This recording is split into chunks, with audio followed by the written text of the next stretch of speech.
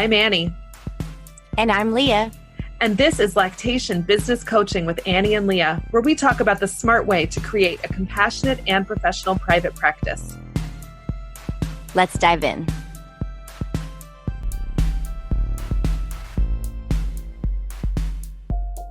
Well, hey there, Leah.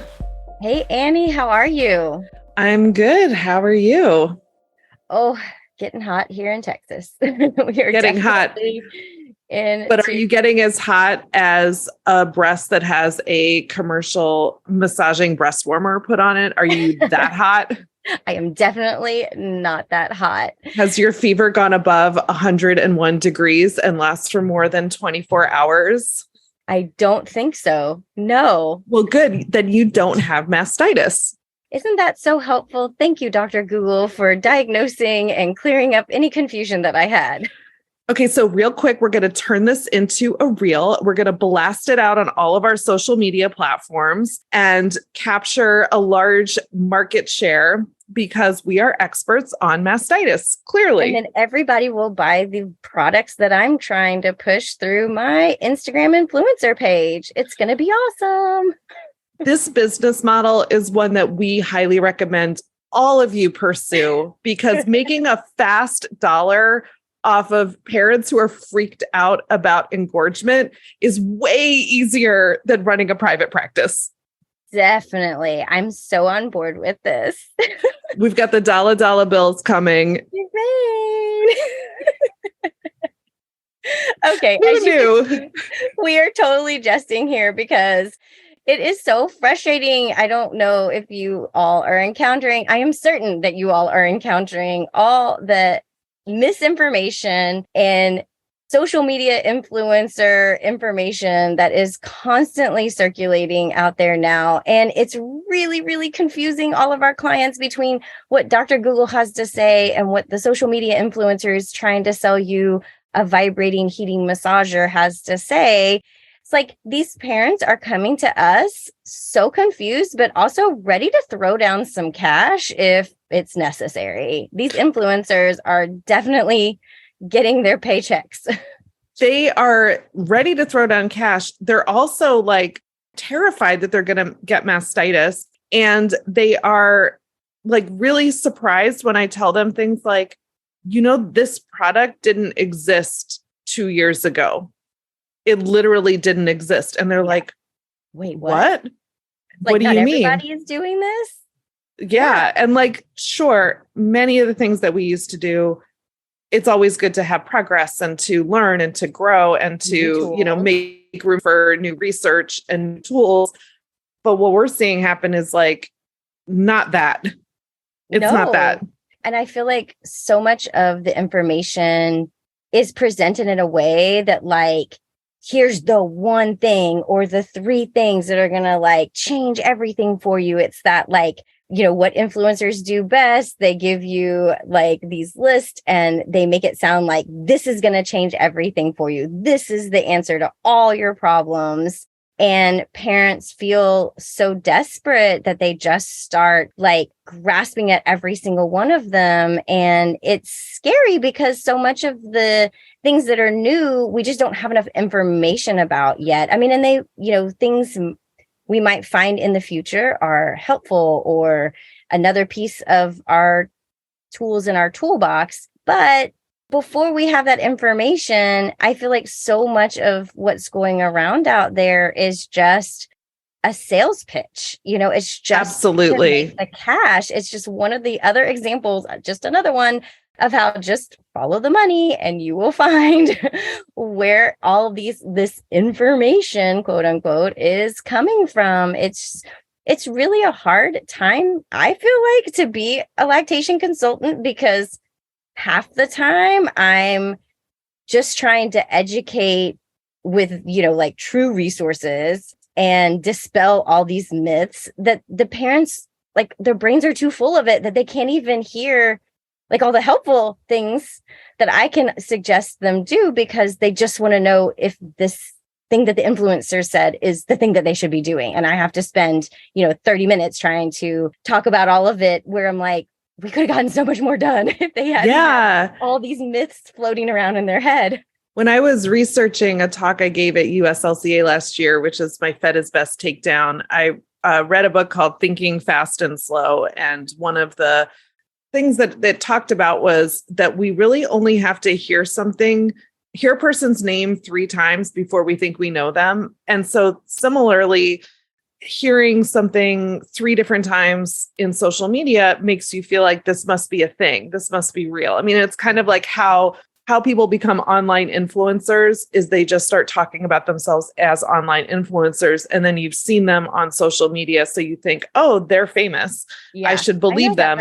Yeah. And it's all like puffed up. And then in order to capture attention, you have to be so confident about the, what you're making, what you're saying. And then you also have to have a way to monetize it. And that's how you get something like, I don't know if you said the same thing, like back when you got started or before when you were a LHA league leader, we would just say empty breast, lots of rest. And all we meant was like, just go lay down, just take a nap. And don't take your baby off before they're done, like your pediatrician said. Like, let your baby finish and just go just chill out. Don't run around. It's fine. And that turned into empty breast. You have to get your pump on after every feeding and get every last drop out. Let's put the milk savers on there. Let's get the Haka out at every feeding. That's the one. It's the Haka, the silicone breast pump, where I'm like, do you literally didn't have this? Yeah. It didn't exist. Like how 5 years ago, the people in millennia surviving. We were not catching milk until somebody losing. It wasn't like lost and all for naught. Like all these babies withered away because this milk was lost somewhere. We were like, it's a washcloth. Yeah, or just keep it covered. Put some pressure. Like but they get so scared, and then by the time they see us, they've been doing all these things, and what was normal engorgement is now like pathological, and they're injured and they're hurt and they're in pain and their supply is being compromised. Yeah. Because of all these things they thought they were doing to boost their supply actually ended up hurting them. Sadly, the misuse of some of these tools is leading to some real harm. I mean, I've seen refrigerators full of milk with babies that are still not gaining well because other things are being fed than them with the best of intentions. Parents think that they're doing the right thing because they saw this on social media. And this whole idea of like seeing it multiple times really ingrains it. Well, hey, guess what? That's what social media does. It looks at what you pause on and it feeds you more of that. So if you pause on the thing about, stocking your freezer, guess what? It's going to give you 10 more posts about stocking your freezer. Well, before you know it, you are convinced that this is how you have to do it, or you're going to fail at all of it.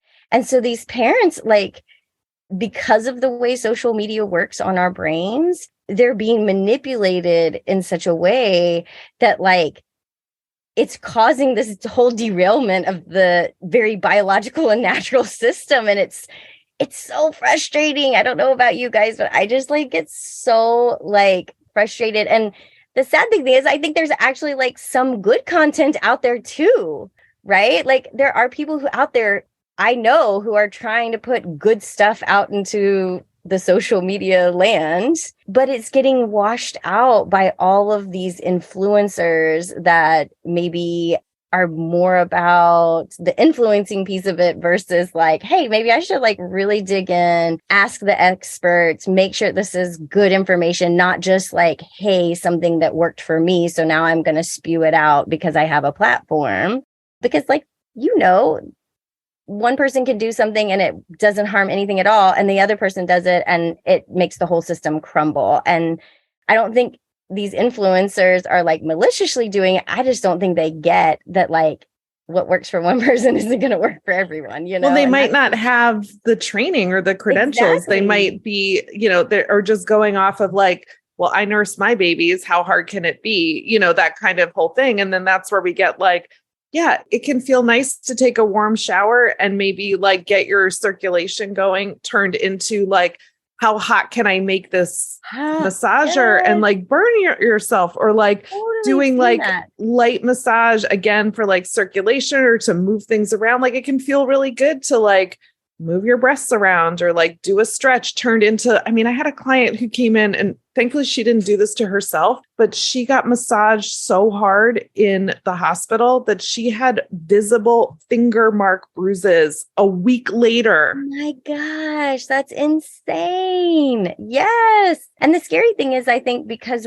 so many people are so entrenched on social media and they're, like they spend so much time that I feel like even professionals are getting influenced, and that's kind of scary too, because you might not even intend to be being influenced, but you, again, see it enough times, you start to think, hey, this kind of goes against my training, but all these people are talking about it. I think it's almost like a subconscious thing that like, I saw 20 posts about X. Well, maybe X is a legitimate thing. And, I feel like that is somewhere where we can go astray too, and why it's just so important for us to like put on our, filters as we go into the depths of TikTok or Reels that you can get swallowed up in, and like make sure that you're really keeping up to date on like true, good, researched, evidence-based information, so that as you see those over and over, you can kind of like, okay, I'm going to take that with a grain of salt. Saw that post, fine, whatever. I know that that's probably not good information. I think even as professionals, we can get influenced, maybe not as much as the parents, but I certainly think it's possible.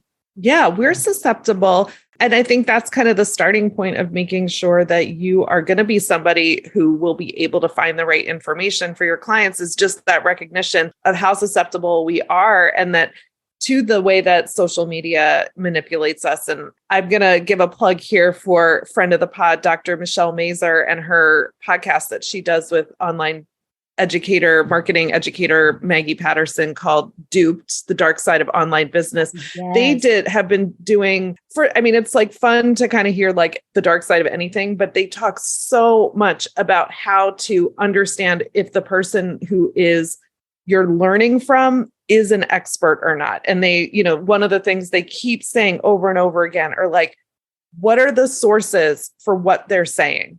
Yeah. Like, can you find the sources? And they, they'll show like, there's no sources, so it's nothing. Like they made this up.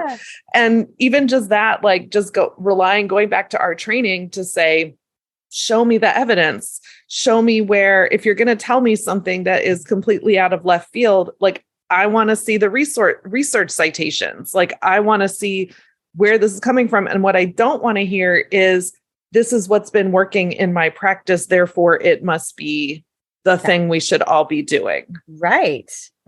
And I think that like we want innovation, we want new things, but it can't be, it works for a couple of people and then we throw it out there. We really have to push for research and evidence and really allowing that to drive our recommendations and also drive our filtering system, that if we hear something, then if you have never heard that before, or if it feels really from left field, take the time to do the research to make sure that you're not allowing yourself to be like overly influenced, and I think that's really so hard to do, because we're all into this fast-paced information is what we want. We just want to hear it really quickly. And if we hear it 10 times, it's going to be stuck in our brain. And it's like, cool, great. I'm going to start recommending this, or I'm going to start recommending that. And I think that's where we can really get ourselves in trouble, and why, Annie and I are so passionate about bringing resources and evidence-based information and, having these kinds of discussions, because I think both of us are really like dedicated to continuing our education and making sure, like really checking like what we're sharing with families, really checking our resources as often as we can, so we can stay on top of that. Because I think that, the other hard thing about like, especially Google, just like Googling something, it's been out there a long time now. Well, now we have all this old information out there, but because it's been out there so long, it hits high in searches, even though it could have been written in 2005. Well, we've learned a lot since 2005, but because it has, a million billion searches on it, it might still come up. And, we have to have the awareness of like, hey, there's newer information out there. And maybe those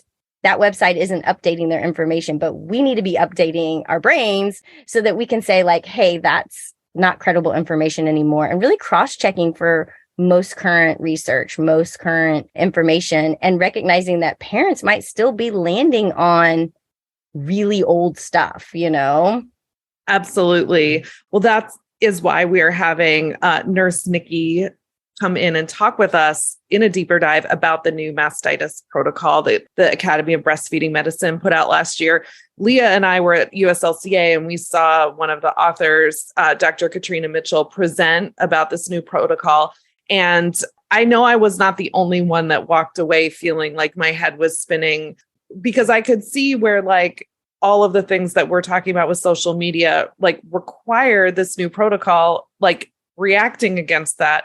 But then there were other things where I'm like, are we throwing the baby out with the bathwater here? Are we saying people like never use warmth? Well, I work with clients that come from cultural traditions where you're not supposed to be cold postpartum. And like, that's were they like suffering until last summer when they said put ice on your breast because they weren't putting ice on their breast. Like some of those things is where those nuances, that protocol, yes, it's evidence-based. It's got a really good credential, but it also has a very particular point of view. And it was written by a breast surgeon. It was not really, that kind of private practice IBCLC like you and me were seeing different things. And so we want to have somebody that can help us with the populations that we are directly working with, which is these just postpartum families that are in the trenches, that are navigating social media.